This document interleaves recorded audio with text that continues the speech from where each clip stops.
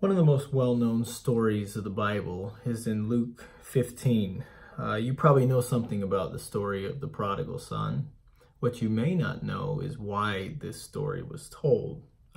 At this time, Jesus was popular with particularly sinful people, tax collectors and sinners. Not so popular with religious people. And the tax collectors and sinners, some of the bad people, were getting closer and closer to Jesus to hear him.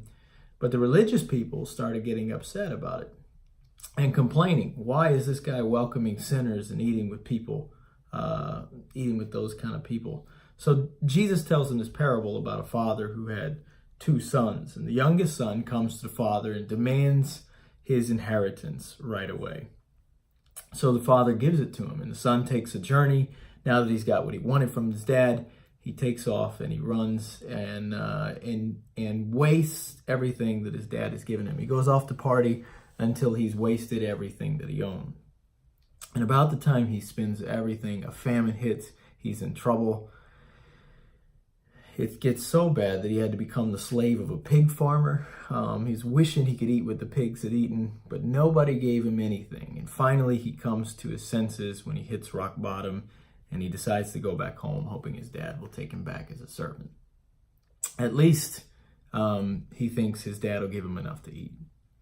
And to his surprise, when his father saw him a long way off, he was filled with love for his son. He ran to him, he embraced him, he kissed him. And as the son is confessing his sin, the father's getting his best robe and wrapping it around him, putting a ring on his finger, putting sandals back on his feet. His father goes out and kills the fatted calf and prepares this great feast so that they could celebrate.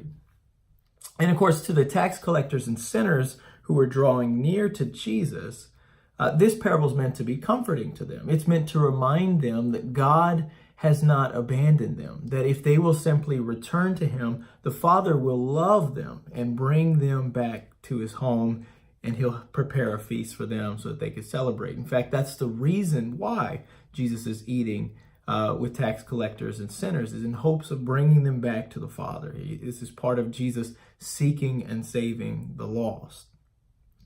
So to the tax collectors and sinners, this is a comforting story that reminds them that no matter how bad they've been and no matter how much terrible things they've done, the Father still loves them and wants them to come back home.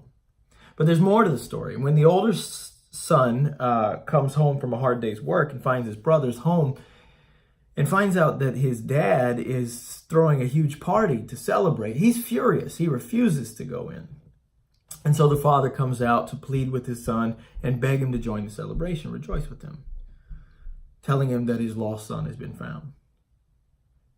The older brother wants no part of it. He complains that he's been obeying all his life. He's done everything his father's wanted, and his dad has never given him even a goat to celebrate with his friends. But when his brother, who's wasted his dad's property, comes home, here his dad throws this huge party, and he gives him the fatted calf. And the story ends with the father assuring the son that it's right for him to celebrate. It's right for him to be glad that because his son was dead and he's alive again, and his son was lost and he's been found. And this part of the story is for the religious leaders who were grumbling about Jesus spending time with these tax collectors and sinners. Jesus sees these tax collectors and sinners as lost children who he's trying to bring back home. And truth be told, we all have a younger brother.